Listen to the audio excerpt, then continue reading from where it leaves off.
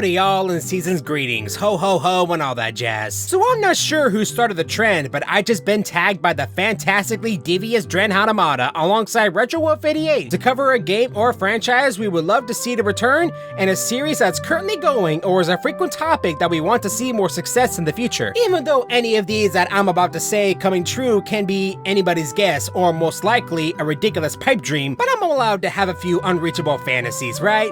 I mean, after all, Christianity exists, doesn't it? Anywho, one series to bring back and another one to continue. Here we go, yeah!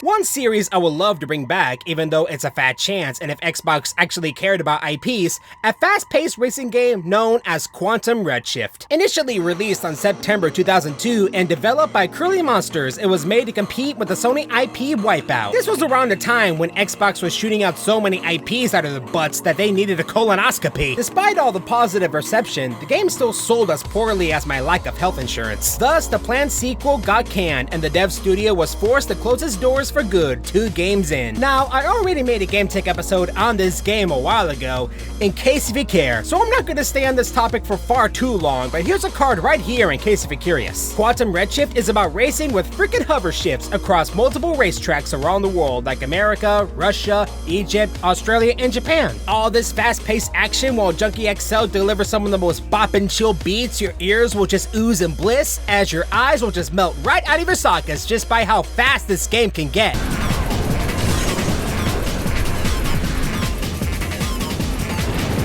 That right there, that wasn't a cheat. That is an actual thing you can do. Considering this was made to compete with Wipeout, it's gonna have to be faster, more explosive, and with an interesting cast of characters you'll fall in love with.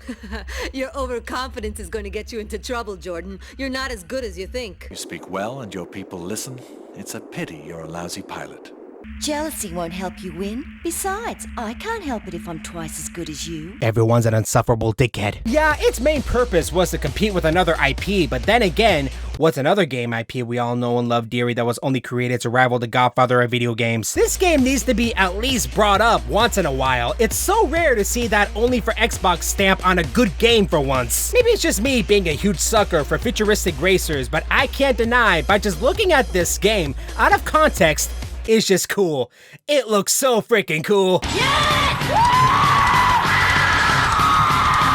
Now going on to something that is considered a blessing yet a curse that's been the cause of my migraines for over a decade. Yet it's something I just want to see succeed, but every time I even have the slightest grip of faith, this series never fails to disappoint me even if I expect little to nothing at all. Yet I gotta add it to the list. The last flickering light in this bastardized franchise. My pick for the series I wish to keep going is Sonic the Hedgehog, but without Sonic Team. Yeah, I know Sega Head did this too, and I may or may not have copied a bit of his homework. Prick! But after the huge obvious comparison of the impressions and success alone of the literally fan-made Sonic Mania, and the biggest letdown of the century, that being Sonic Forces, made by Sonic Team, it's become more apparent that Sonic Team is in desperate need of fresh blood in the team, or they, and Sega too, will be throwing in the towel soon. Also noting how Sonic isn't as popular in Japan, and Sega just recently had to sell off their major arcade division, which was their golden goose. So what is my point? Obviously, Sonic's reputation has slimmed in recent years due to poor business decisions by Sega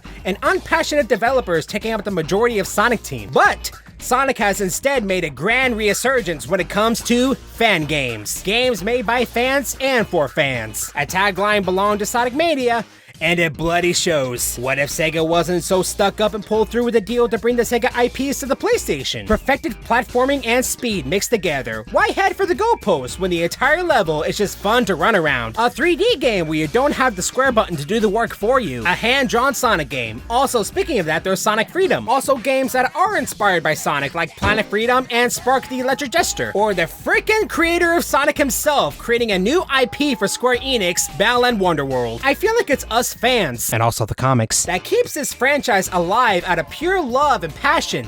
Things that Sonic Team doesn't have. Sonic games are going to be perfect no matter how you develop them. But what's noticeable right out the gate is the passion behind it. If the game is fun, then we'll have fun. And all I wish from Sonic games of tomorrow is just to give us Just show us something that doesn't look half-assed, like you've just spent only a year to make the actual game because you took 3 years developing the new Hedgehog engine. Why does it look even worse? You have to... But anywho, that is one man's take of what could totally be the bee's knees in the gaming industry. What do y'all think of these bullcrap opinions? Be sure to let me know if you have different takes, or if you want to just use my skin as a flag. Be sure to let me have it in the comments below. Now, before I head out, I need to tag 2 people, don't I? Well then, I tag Planetary Ashes and Grog Games. Anywho, I'll leave it up to you two by passing the torch. Be sure to follow all my social medias, that being Twitter, Facebook, and Instagram. And I even have a Discord now. That's right, y'all. The official JorGoGo Discord is up and ready to go. You'll find the infinite invite link down below too. Y'all be sure to be cool, be wild, to be groovy.